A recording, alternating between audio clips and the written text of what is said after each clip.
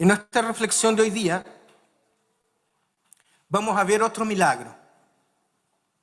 Nosotros estamos estudiando, ¿verdad?, milagros de Jesús, y vamos a ver un milagro que también está en el Evangelio de Marcos, en el capítulo 1.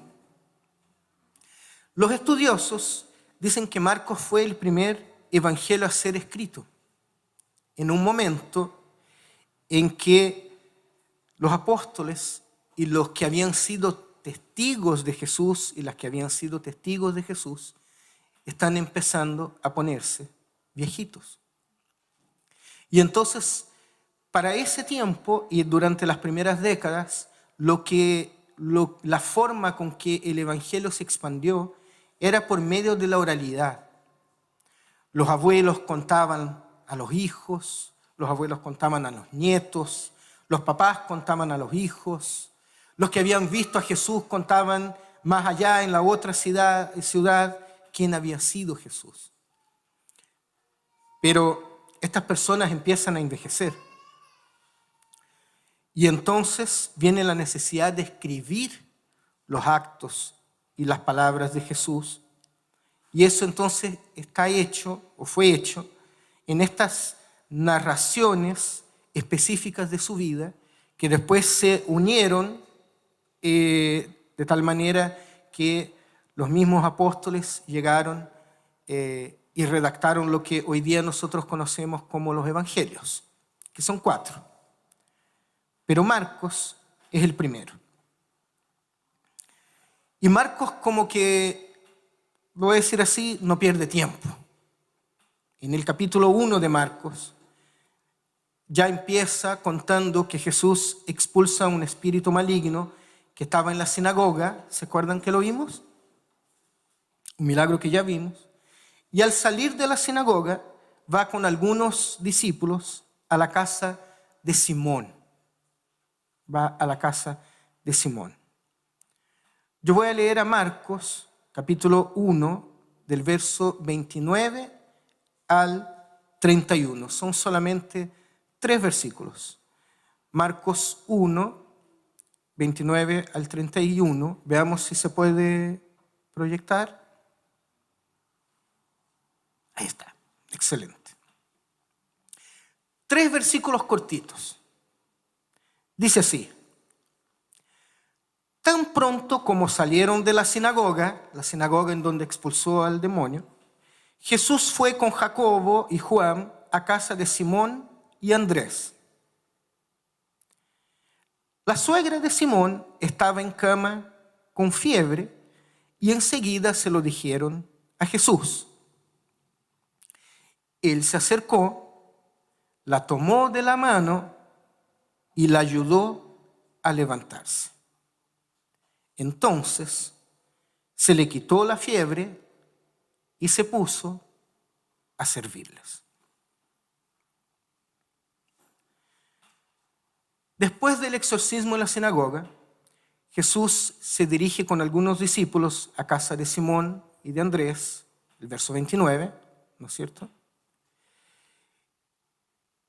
Y se encuentra entonces con esta mujer que estaba con fiebre. Pero las casas del siglo I eran diferentes al concepto que nosotros hoy día tenemos de casa. Las casas servían como lugares de reunión, para una catequesis, para el culto y para la vida. La casa era el lugar donde todos se reunían. La casa, aquí en el texto, siempre era una instancia de enseñanza, de culto, de liturgia y de compartir con los demás. Y además, la casa del primer siglo es mucho más que el hogar de una familia. Hoy día nosotros tenemos el concepto de casa como la casa en que vivimos, en que normalmente vive papá, mamá e hijos, ¿verdad? Pero la casa aquí más bien es una comunidad. Hacen parte de la casa acá los parientes, los siervos, los esclavos, las esclavas, Entonces, más bien la casa aquí es un espacio fundamental en el funcionamiento de la sociedad. Porque hoy día nosotros tenemos nuestras casas donde vivimos y tenemos el comercio, tenemos los lugares donde vamos a trabajar, las oficinas, las industrias, pero aquí no hay empresas. En este tiempo no hay malls, no hay supermercado, no hay industrias, lugares donde voy a trabajar para fabricar a gran escala. El comercio aquí era más bien minorista, se daba en ferias, y las casas eran, entonces, podríamos decir así, la unidad de producción, porque en la casa se elaboraba la artesanía, la pesca y la agricultura. Entonces, socialmente, nosotros podemos decir que aquí había un funcionamiento externo y público que era dado al varón, al hombre de la casa, o a los hombres, pero en la casa estaba lo doméstico, la administración de los recursos y el buen funcionamiento del hogar, de toda la casa. Y entonces con esta información nosotros sí podríamos decir que el hecho de que la suegra de Pedro esté enferma no es menor. Así que restablecer la salud de la suegra es mucho más que un tema personal, como sería hoy día para nosotros, sino que tiene que ver con la convivencia, con la comunión y por ende con toda la sociedad. Y esto es lo primero que me gustaría destacar para ustedes hoy día sobre este texto. La acción de Dios aquí está en la casa. Porque la casa aquí es el centro de la acción de la sociedad del siglo I. También nos damos cuenta que los espacios de enseñanza en el Nuevo Testamento trascienden la sinagoga o el templo. Los espacios de enseñanza del Nuevo Testamento van más allá del espacio religioso. Las narraciones en los evangelios se dan, ¿dónde se dan? En el lago, en el desierto, en la barca, en el monte, en la casa. Porque la verdad, querida iglesia, es que con Jesús muchas veces nosotros no nos encontramos aquí. Con Jesús nosotros nos encontramos en el camino. Con Jesús, la verdad es que nosotros nos encontramos en todos los aspectos cotidianos de la vida. Y la verdad es que en el Nuevo Testamento la experiencia discipuladora se da también en la mesa, en el campo, en una fiesta. Y hoy, en nuestro tiempo, también. La iglesia, queridos, queridas, no son estos muros. Esto es solo el lugar donde nosotros nos reunimos.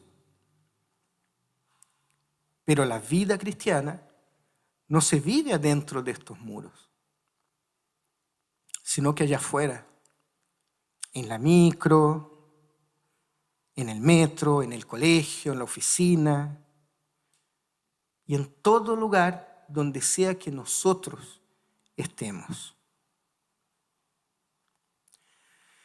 La experiencia de la vida cristiana y la relación con Dios no está sujeta a un lugar físico. Pero la verdad es que nosotros los seres humanos, ustedes me dicen si no, históricamente siempre hemos pensado que tenemos que generar lugares como especiales para encontrarnos con Dios. Espacios donde Dios se pueda manifestar, porque Dios es santo. Entonces hay lugares donde Dios está, nuestras iglesias, pero hay lugares donde Dios no está. Entonces, históricamente, construimos un lugar especial, con una arquitectura especial, y hacemos las cosas con una liturgia especial, definida, muchas veces con una luz especial. No estoy hablando solo de nosotros, estoy hablando en términos generales, ¿no es cierto? Pero a veces hay una luz específica, hay un tono de voz especial, ¿verdad? Y ojalá que al final de la predicación toque un pianito de fondo, algo suavecito, así como para ablandar los corazones. ¿Cierto que es así? Y entonces nuevamente pusimos a Jesucristo en una cajita. Y entonces cuando pienso en Dios o pienso en cómo me relaciono con Dios, abro la cajita y miro si todo está ok, si todo está de acuerdo. Cierro la cajita. Entonces veo si está la música adecuada, veo si el pastor está vestido como corresponde,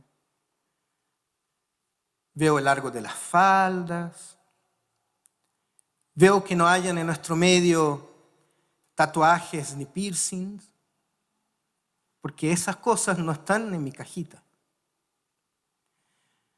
Veo que no hayan pelos de color, veo que las oraciones usen las palabras y las formas adecuadas. E incluso veo, fíjense, que estén las personas correctas. Porque en mi cajita, donde pongo Dios, hay algunas personas que entran en ella, pero hay otras que no. En mi cajita, muchas veces, o en nuestras cajitas, no entran las personas que están allá afuera porque yo asumo que no pueden estar aquí adentro de mi cajita con Dios. Los alcohólicos, los drogadictos, las separadas, los divorciados, las que han abortado, tampoco entran en esta cajita. Los malvados, los violentos, las mentirosas, las fornicarias y un montón de otros, las y los. Ustedes saben, gente pecadora, gente impía, gentíos, gente que no es como nosotros que estamos aquí.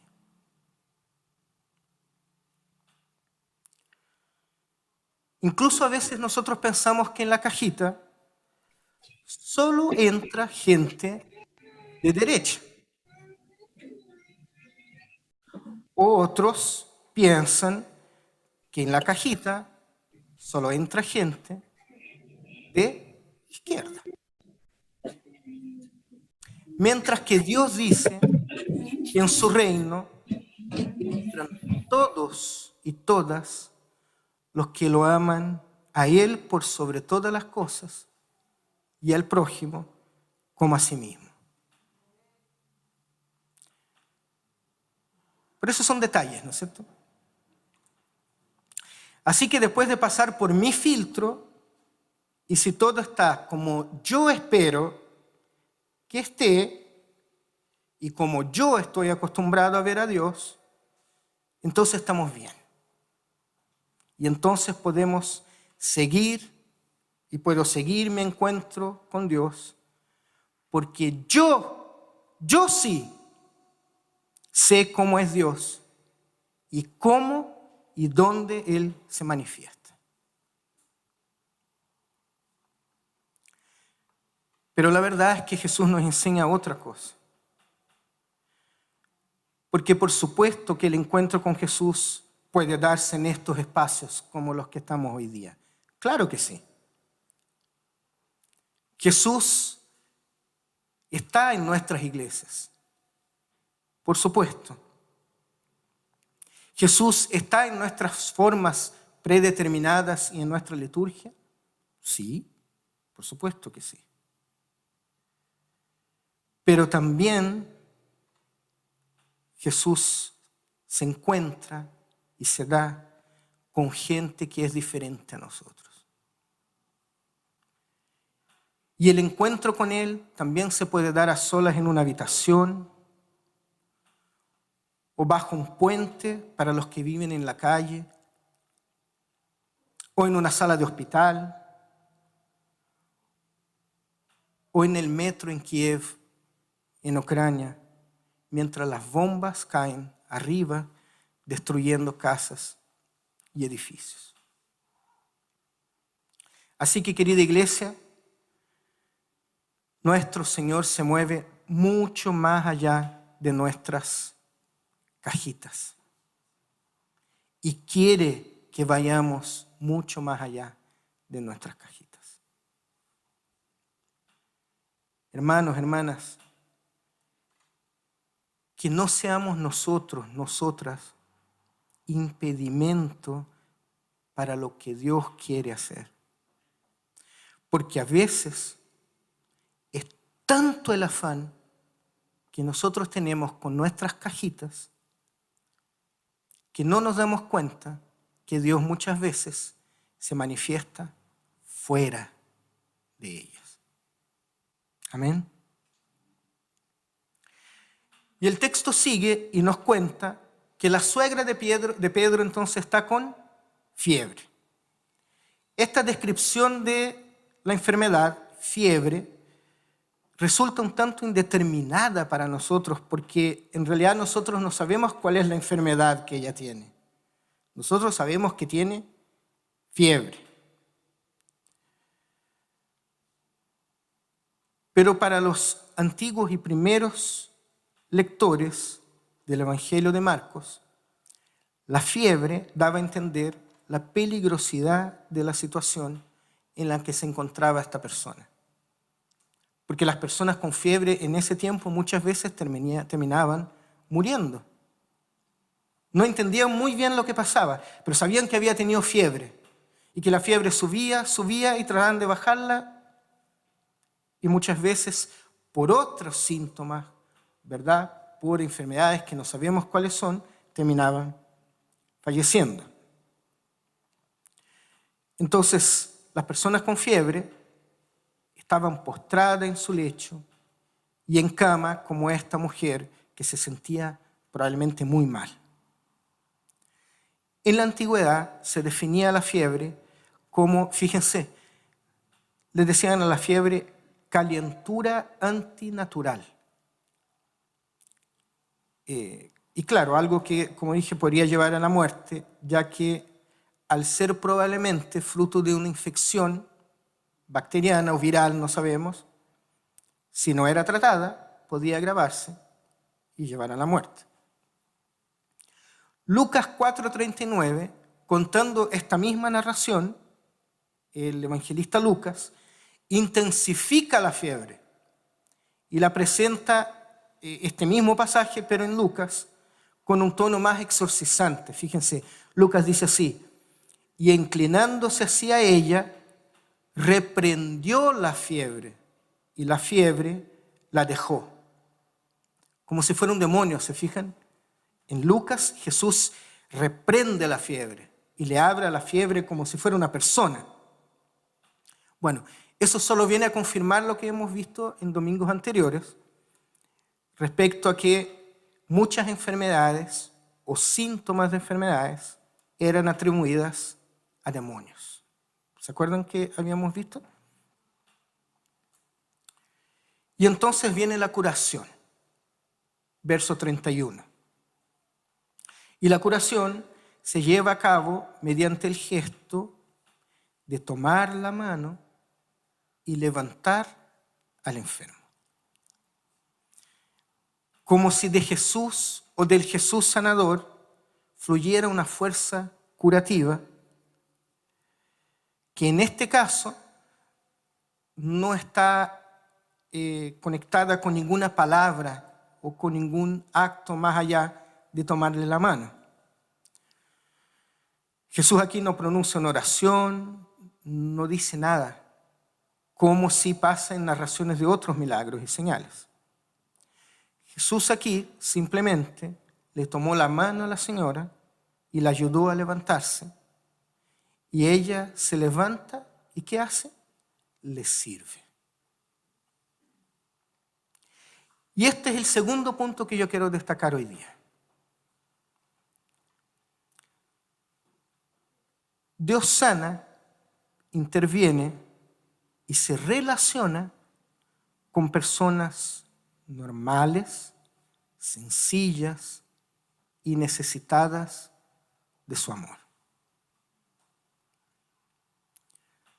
Dios no busca a los santos perfectos, santas inmaculadas, sino que busca gente de verdad, que tiene problemas comunes y que a veces siente miedo, temor, incluso desesperación. ¿Nosotros somos especiales? Sí. Pero somos especiales porque somos justificados en Cristo. Pero la verdad es que no hay nada extraordinario en los que andan con Jesús. La suegra de Pedro, por ejemplo, fue sanada. La suegra de Pedro fue sanada no para llenar las plazas o las sinagogas. O pensando en nuestros tiempos, la suegra de Pedro no fue sanada para después subirse a un avión y llenar estadios. Ella simplemente se paró y se puso a servir. ¿Y saben por qué? Porque servir cambia el mundo. Si nos levantamos en la mañana preguntándonos ¿a quién voy a servir hoy? El mundo cambia. Si dejo mis intereses a un lado para preocuparme por el interés del otro, de la otra, el mundo cambia.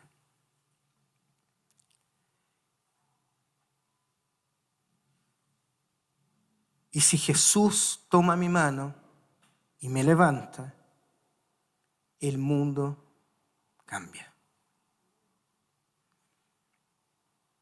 Y de hecho Lucas dice que la mujer se levantó al instante y le servía. Así lo propone Lucas, este paso específico, poniendo el acento en la actitud inmediata de servicio de la mujer, lo que obviamente nos da a entender un profundo y sincero agradecimiento de parte de ella. ¿Saben algo? Jesús quiere ayudarnos y levantarnos. Y no hay nada de malo, digamos de esta manera, en tener fiebre. No hay nada de malo en tener fiebre a veces. A veces por diferentes motivos nosotros terminamos cansados y postrados, sí. Pero si Jesús llega a tu vida, te toma de la mano y ayuda a levantarte, prepárate. porque tu vida nunca más va a ser la misma. Pero no porque vas a ser mejor que los demás.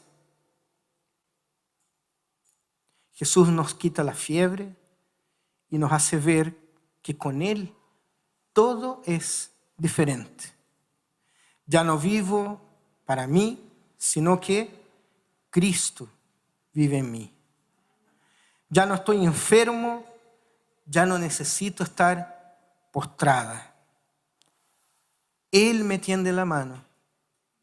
Él me invita a pararme y me cambia completamente la vida.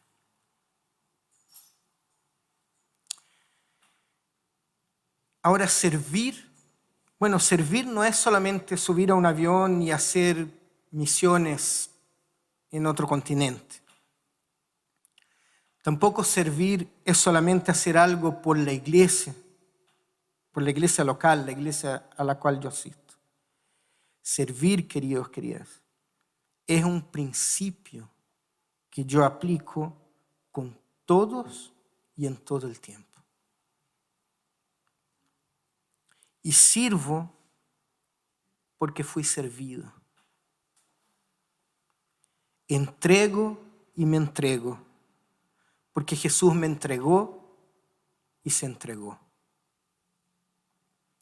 Entonces tomo responsabilidades y hago compromisos por amor y gratitud, porque un día en que todos estuvimos postrados, enfermos y con fiebre, Jesús nos sanó, nos extendió la mano y nos levantó. 3 versículos cortitos.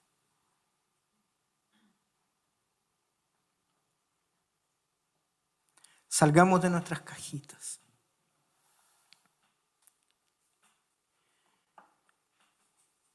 Y levantemos de nuestros lechos para servir a los demás.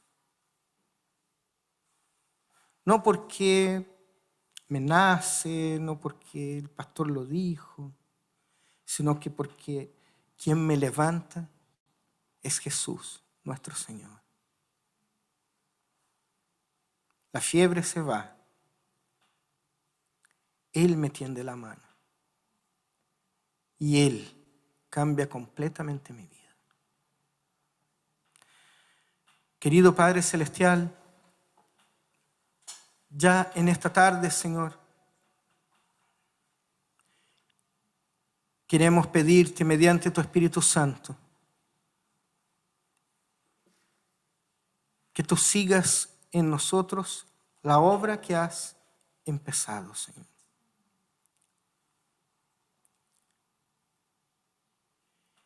Y que nos tomes de la mano, Señor,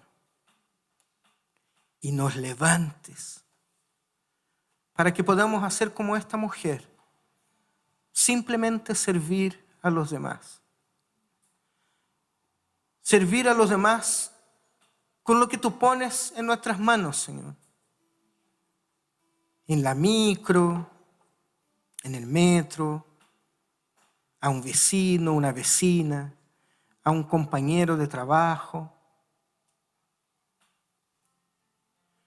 Danos la comprensión, Señor,